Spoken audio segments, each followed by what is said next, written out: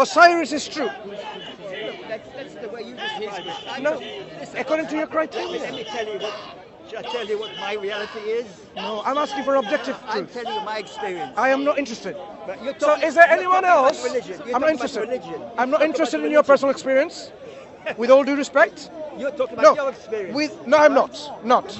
I'm not. I don't want to. You're talking about religion. No, I do not want to talk about personal experience. I don't want to hear your personal experience. With all due respect to you, right? You may be younger than me, no problem. But with all due respect, I don't want to hear your personal experience, or I want to talk about mine. I was simply asking. Excuse me, no, my friend. I want to know the objective truth of Christianity. None of you as Christians can share. Now let me give you the opportunity to hear the objective truth of Islam. Are you ready? Are you ready? You lied too many times. Yes, you lied too many times. You are excused because you are not credible. You just make personal attacks. Why do you believe Bible is true? Try to walk without reality. Because that is where we're talking, for example, why do I believe it's true? Yeah, why do you believe? Because It's recorded history. Okay. So if someone record a history, it becomes true. What becomes true for me is my That's personal- subjective. Okay. It's my personal experience. Then- That's what's true for me. Then if I believe, religion, okay, no religion problem. is secondary. No problem. as far as I'm If concerned. I believe- Do you hear what I'm saying? I understand. If I believe, What did you understand what I'm saying? in your subjective understanding, it is true for you, right? Because of your experience.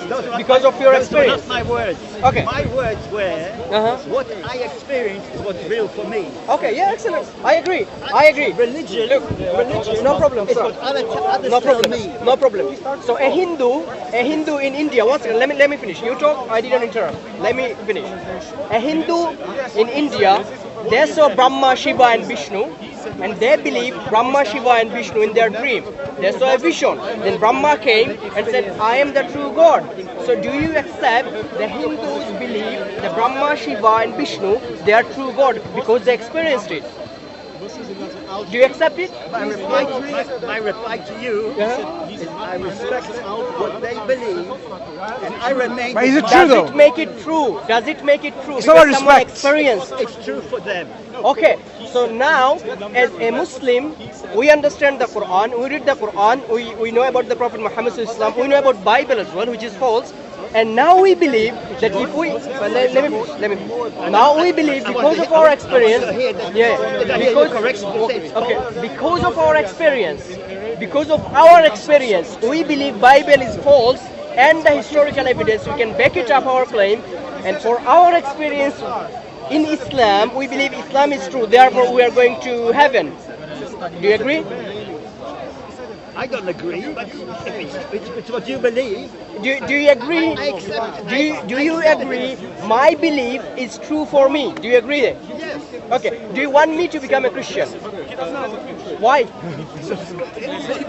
Because Did Jesus die for our sins? listen, I'm not looking for you to become a Christian. I respect you for what you believe. Okay, I don't want to excellent. change Do you. you want I don't want to change you. Do you I want? don't want to Do you change want you. me You to are happy believe? where you are? Sir, Are you happy where you are? yes, I am happy. Right. Do you want? Happy for you. Okay, excellent. Do you want me to believe in Jesus? You don't want? What? But Jesus said, "Go and preach the Bible." I told you. I told you what religion means to me. Okay. Now if I'll tell you another thing. Okay. I'll tell you one other thing. Okay, no problem. It's a vulnerable human being. yeah. If I'm threatened, and I think this threat might kill me, Yeah. I'll probably call out for some spiritual power. Who do you call? Do you call God? Do you call God? A spiritual power. Who is that? Whatever it is, I don't know. So it's not God. It's not God. It's spiritual. It is not God. Spiritual. Is it God or not? You with me? You know you're a unique Christian, right? Sorry? You are a Very unique unique. Christian. Very unique You don't know what Christian. I am. Unique. You're not like the Christians that. You know what I am. You need to start your own church. No, unless you tell us, we wouldn't know. You see where I'm coming from. Yeah, Okay. but You are happy where you're coming from. I'm happy for you. We appreciate the way you feel that you want to be. Everyone should be happy for what they are, but in a world of reality, not in our, thinkings and imaginations. In reality, but one thing is our dreams and imagination, and one thing is reality. I might dream in my dream I am the king and I'm a dragon, whatever, right? It's my imagination. In reality, I'm none of them. I'm not a king and I'm not a dragon. In reality, God exists and He told us how we should live our life so that we can be successful in this life and in the hereafter. He told us that we should not worship the creation. We should not worship the prophets and messengers. We should not associate with Him anyone in worship, like give Him a son or a daughter or a father or a mother or an uncle, whatever. We should not associate partners with Him. And we should follow what He has sent down as guidance. That's what we should be doing. That's what we try to do, because in this lies the success and happiness for everyone. But I want you to be happy. I want me to be happy. But how can I be happy? Is by following the rules and guidance from God. Because He created us and He knows us more than we know ourselves. He knows what's good for us and what is bad for us. He knows what is good for society and what is bad for society. If we were to leave the guidance from God and we started thinking of our own self, how to live a good life, like what Stalin, what Lenin, what Hitler and other people did, they will create havoc and instability and disorder, corruption on the earth and the society. That's why we are in need of the divine guidance, which God gives throughout times to all nations, and the last of them was the Quran with Prophet Muhammad sallallahu alaihi wasallam. Before that was with Jesus Christ with the Gospels that He sent. Before that was Moses with the Torah that He was sent. So we need to be open to the guidance that God gives us and then live our life accordingly. Then I will be happy and you'll be happy, and we will stop those evil people from making us unhappy. I'll tell you something. I think very much the case. Firstly, as we start our lives in this world as babies, children, youngsters, teenagers, and adults, right? We go through those various stages. Initially in the hands of our parents, right? And our parents are our example to us and our guidance, initial guidance, right? The initial guidance is our parents, right? You agree? Right.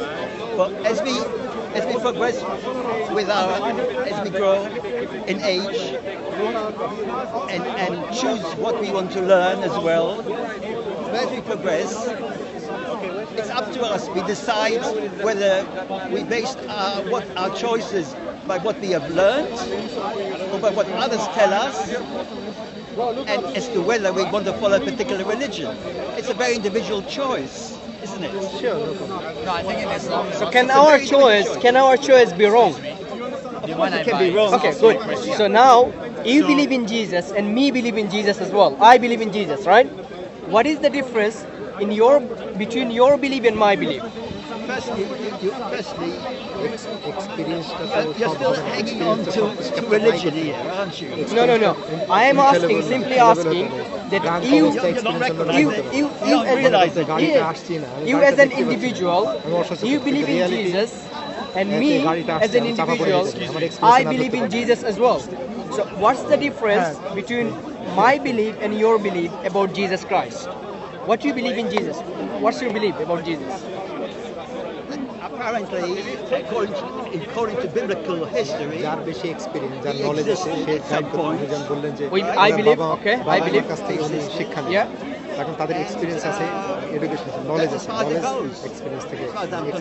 Okay, we accept he existed. Okay, then what? Then what else do you believe? We agree, we're in agreement. Jesus existed, yes. Second, we presume he existed because we only can go by what has been written. Okay, that's fine. Passed on to us. We both agree. We both agree that Jesus existed. What else do you believe about Jesus? This is based on what's been passed on to us. That's fine. We don't know for sure. That's fine. We both agree that Jesus existed at a certain point. Now he's repeating his own words, but he's not listening to what I'm saying. What he wants to, because I think you have a particular understanding of Jesus where you are not certain. In our paradigm, there are ways we can be certain of, even of historical information. We can be certain of whether this happened. Normally, you can't be certain, can you? Normally, history historians don't talk about certainty. So you're Muslim, right? But for us, if history has been transmitted in a particular way, then you can have certainty. You have So a the choice. way- You have a choice as to whether you accept it or not. Yeah, but when we are dealing with historical events and narrations, if the information has not been passed on in a robust way, like what you think about the Bible, you cannot be certain. Like you're not certain about what actually did Jesus say that or not. How can Correct? anybody be 100% sure? Yeah, because that of what the- is being passed on to us? Because of the methodology of transmission. But in Islam, look at the difference. I want to give you one difference so that you can understand how. The Quran that we Muslims believe that God gave to our Prophet, last Prophet Muhammad Sallallahu Alaihi Wasallam, the Quran, it was given to him as a speech, an oral book. You're talking about the prophets, right? No, the book that was given as a speech, he memorized it, make sure people memorized it and wrote it down. So the difference between Who are you referring to? Prophet Muhammad sallallahu alaihi That's what I wasallam. said. Yeah. I was saying. So the Quran, the difference between the Quran or any other historical piece of literature is this. The Quranic transmission is such a scientific, robust transmission that you cannot have a doubt that this is how the Quran was at that time. For example, Why? for example, How long ago do you understand it to be? 1440 something years ago, So about 1400 years ago. Okay, yeah. So I want to demonstrate something first before you go. Long time ago. And that's nothing, you know, in terms of history. No, I want to that show is you something. nothing, I want to show you something. Imagine now, I tell you, if you remember my words, my statement, I will give you £1 million. Easy money. And the word is like this. God is one. 3 words. God is one. 1 million, for £1 million, you would say, I'll try to remember it. What did I say? These 3 words? God is one, you said. God is one. Even without the money, you remember it. But suppose I said, if you remember these words, you memorize it, you get so much reward in the hereafter in paradise. Not only £1 million, endless joy and bliss and tranquility. So what they did, these people at that time, when the Prophet received the Quran, they memorized this word for word, letter for letter, sentence for sentence, so that they don't make a mistake. Now, brother, what I said is, God is one. Now, if I now taught this, God is one, with this exchange of reward, £1 million, £1 million, £1 million, or heaven, heaven, heaven, right? You'd memorize it. Now, say something different to what I said. God is 3. Is that right? What did I teach you? God is 1. What did I teach you? You said God is- your words. Your words. My words were? Repeating your No, words. what was my word? Your words were God is one. God is one. Yeah. So now we will immediately correct. I No, know where no. you're coming from. I'm demonstrating. Immediately we would correct any mistakes happening. You'd say, no, you have got it wrong. You're mistaken. Either you've got a memory shortage, something like that, or you're actually saying something what I didn't say. So other people will correct me straight away. What did I say? God is one. You see, he will be the outlier and we will not take his word. This happened on day 1. It's very important to understand that. The next day, next month, next year, generations of people learned that God is one. They passed that information by generation. Can I finish? Very important. Because it's a difference between Chinese whisper, a Chinese whisper and saying things in public, making people memorize with this reward in place, and multiple witnesses, right? So the next generation did the same thing. They learned God is one and transmitted to another generation. And this continued until to this day. So to this day, when people read the Quran and recite the Quran, if they make a single mistake of one letter, he will correct it. He will correct it. He will correct it. He will correct it. That's how the transmission of the Quran is so robust that we are certain, not probabilistic knowledge, certain that the Quran is what the Prophet spoke then. That's why we were different. The thing is that we don't need to go, but we don't need to go back. We look at how things happen today, right? In terms of what is being passed on as to what is truth. There is evidence, and you have to produce evidence to substantiate your claims, right? You have to produce evidence to Substantiate, to support. Support. Correct. I agree with you. Right. So far, you've said It's not Chinese we wisdom. exactly. No, this is different. Okay. Chinese wisdom. So is I want different, to right? test something like this. What you just said. I agree with you. But if we were to put this in test, let's look at all the Bibles that we have today, whether they go back in history being the same. Let's look at the Quran, whether they go back in history and whether the same. What do we discover? The Bibles are different. The Quran is the same. That's Not only the. in past, but also in the present. You take the copy from India. If you were to destroy all Qurans in written form, in CDs, in DVDs, in the internet, whatever. If you were to destroy all of the Bible, no, one second, it's important. Thought experiment. If we were to destroy all copies of the Bible, audio, video, in every single format, destroy the Quran and destroy the Bible, is it possible, do you think, we can bring the Bible exactly as it was? Absolutely. Is it possible? How? I think that if you destroy Everything, yeah. you wouldn't actually be able to identify what the Quran is. How would we bring it back? The Bible? Well, the Bible message is so pervasive. Excuse me, he's that it's ignoring. everywhere. It's in every You tradition know, around the world. the We reason have, for example, the reason Christmas, why Easter, they those cannot don't bring vanish the Bible, until the all of it, disappears. is because the Well, words of the ultimately, Bible, we'll be able to trace the them contents. back, given Let's come here that you because have he's a- just heckling in my And ears. that you have also quotations. The From an earlier if source, everything what they are. of the Bible, right, was destroyed, including the writings of the church fathers, everything, nothing, then no one can bring the Bible back. Do you know why? Because people haven't memorized it. But the Quran has been memorized. Sorry, where are you? The Quran has been memorized by thousands and millions of people in every time period, including today. So even a child of 6-year-old Yeah. from somewhere in Indonesia But that doesn't mean that they understand can what bring it the means. whole of the So Quran if back somehow you're able to from memory, trace it back, word for word, letter for letter. And it will be supported by millions of others testifying that's exactly what we memorize it as well, which was written down. Yeah.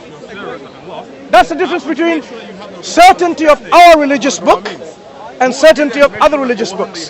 Why didn't they memorize it? We ask, why didn't they memorize the Bible? They could, should have, but they didn't. That's how they corrupted it. And that's why Quran says, the Quran says they forgot a good part of this message and they changed it with their own hands.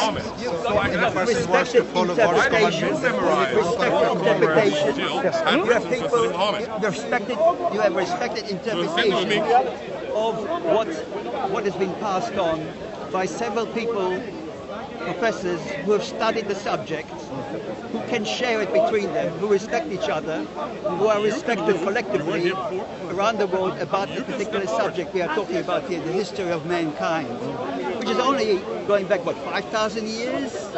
Which is nothing in terms of the existence of this world. Regarding what I just told you, is there a particular reason why It's still a lot to be learned. A lot still to be learned. But We're still talking here about religion. correct. Which is a man's idea. Religious history. Man's idea. Now, what if?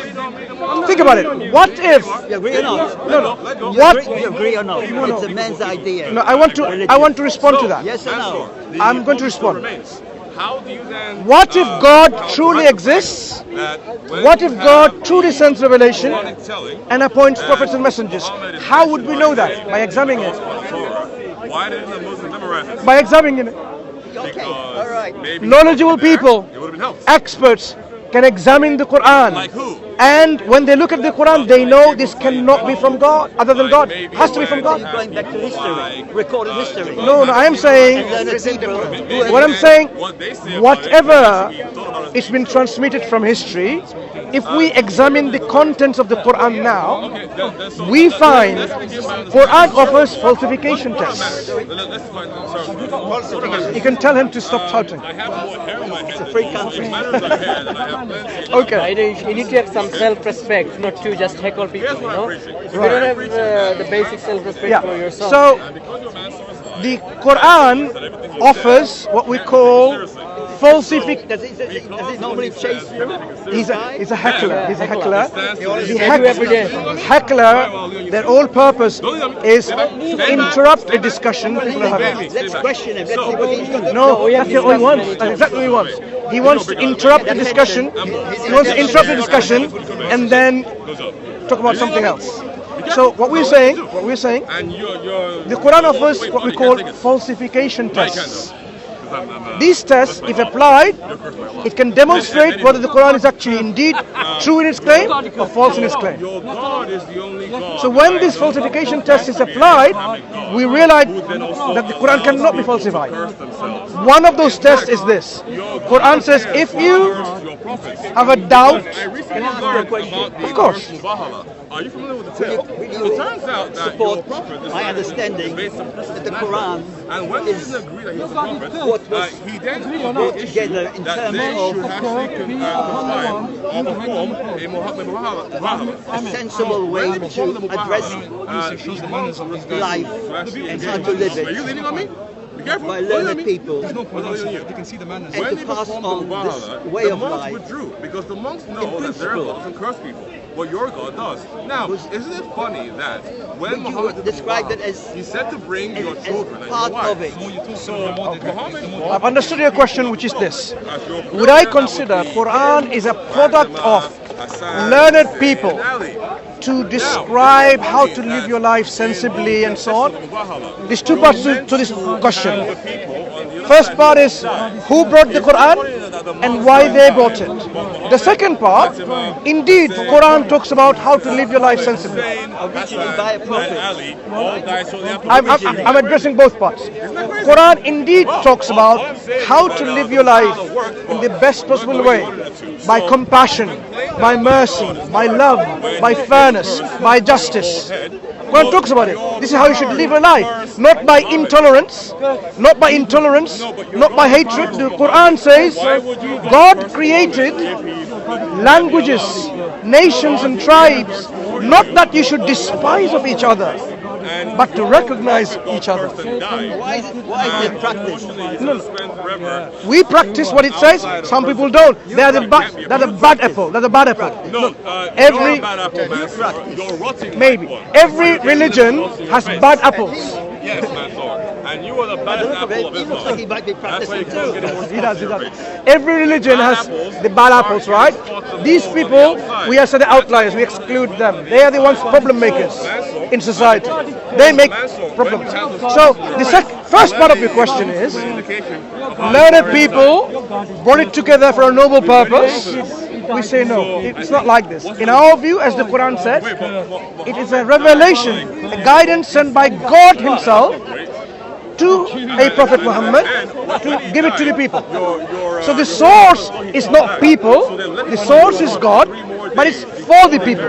So are you saying, let me ask you something. Who knows? That's how you Are you going back to Ismail and Isaac? Are you going back to that start point? No, even further, to Adam. We are all children of Adam. How can I hate you? When you are a children of Adam, so am I. Quran and Islam diminishes, totally annihilates racism. Take me back to the Garden of Eden, please. The way to do that is by submitting and surrendering your will to the will of God expressed in the Quran and Islam. Become a Muslim, then you go back to the garden. Yes, because Islam is that initial state of belief and practice. If it keeps you in a happy place, I'm happy for you. If it keeps you in a happy place, I'm happy for you. But we want to be happier. Not happy, happier. Now, this is a problem. This is the problem. Michael, we get ridden What by we should the be doing is bringing up our children the way we think is the best way, was your God, and leave other people and respect other people, not try and change them. but also This is the mistake. But this is where I would humbly disagree with you, and the reason is this. very story that your God Muhammad. The reality is there is a heaven and hell that God created. That's the reality. I may not like it.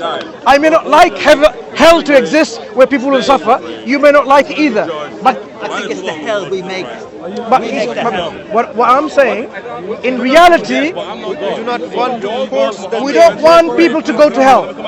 We don't want people to suffer. But How would it happen? How would it happen if I let you live your life the way you want to live it, and you let me live my life the way I want to live it? If we carry like that, that's possible. That is possible. But you can have happiness in this life with an expense of happiness in the hereafter. Because God can give someone happiness in this life, but nothing in the hereafter. Instead, suffering in the hereafter. He said, if you want hereafter, if you want eternal happiness, if you want an abode, a place of living forever and forever in happiness and joy, in bliss, in contentment, in tranquility, this is what you have to do. In this life, men can decide not to believe in God and try to live their life happily. Some people do that without believing in God. But what we are saying is, they then what? They forsake the happiness in the hereafter. God says the only way you can have happiness in the hereafter, which is your permanent abode hereafter, is by following His guidance. you're coming back to hereafter. You're going to hereafter as well. Because it's permanent. Here is temporary. Nobody's come back to tell me how things are in the hereafter yet. Has But something that's come not back to you? okay. I can respond to that. No one has to come back to tell me, for me to know that hereafter exists. You were saying someone has to tell. I don't say that. I don't know if it exists. Or No, doesn't what exist. I'm saying. I don't. Nobody's come back to tell me. How come you said you were a One is Christian? living form in the dead form. The dead form is the. If you are confused about whether you believe in hereafter or not. I told He's you. not. He's a unique Christian. Yeah, it's very No, unique. I tell you, I said to you, if you remember what I said to you, what is real for me is what I experience. Yes, he said that. That's what that. So Full stop. that's fine. That's Your fine. view. We respect your position. No, that's fine. I'm not taking your experience away. But what I'm saying, if you let me just finish my sentence. Here. sure. Sorry. If he says, if this gentleman here, who you may not know, I presume you might know him, but suppose you didn't know him, right? And he comes and tells you something that is so convincing that somehow you're only a human being, he manages to shift your thought a little bit, your way of thinking, your understanding, just a little bit. Will that make it true for you? Because it wouldn't make it true for me. Because it wouldn't be my experience, it would be his experience, not my experience. So that's why we say, look, when we talk about our personal experiences, we cannot make this an arbiter for truth. That this experience will determine what is true and what is not true. We cannot make that. The reason being, you can have one experience, and I can have another experience, totally different and contradictory to yours.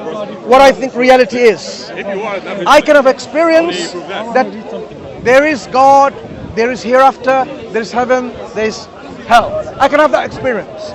But my experience does not and should not determine that that's objectively true. So then, does that mean Yeah, that Muhammad's that is why experience we came take true? ourselves away from this boundary of subjectivity and look at objective evidence. Depends what we're talking about. Whether we're talking the eating of an apple or how we Bigger see the things, world, bigger right? things, how we see the world, bigger things. That's why we say the Quran gives us evidence for its divine origin and then tells us there is heaven and hell. Don't do the works that will take you to hell. Do the works that will take you to paradise. And we want to share that with you because no Muslim wants someone else to go to hell. They want everyone to go to heaven. But there's some people, they make themselves deserving and go to hell. And we can't stop that because it's their free will. So people who commit genocide, people who rape, for example, insult God and become a rebel in God's kingdom, when they make themselves deserving of God's wrath and His punishment, we can only remind them, this is the wrong path to take. It is not going to be made for you to give you eternal happiness in the hereafter. You will make your way to hell if you do that. That's what we try to do. So it is not something that you say, look, let people do whatever they want to do. We have a moral obligation and a responsibility, once we know the difference between the right way and the wrong way, to warn people of the wrong way. May I add an example to this? It just gave me a long explanation, right? So now I just want to reply to it. Just simply that. So you can add your reply. We come away from this guy. You can headache. Let's come here. He's saying you are a headache. Reply. He's saying you are a headache. Let's go. Pardon me, out of curiosity,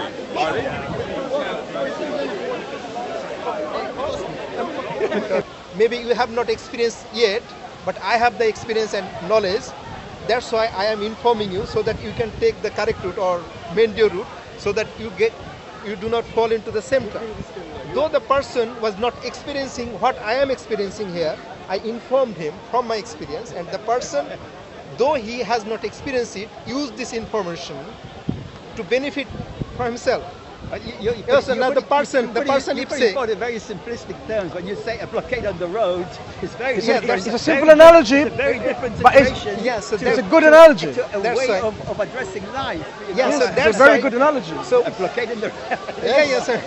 You've got it. We do not know the road quite ahead. easily. We do not know the road ahead. But the person or wish- the someone who has direct I wish our experience. problems were as simple as a block on the road where you need somebody help to That's where we need prophets and messengers for that's guidance.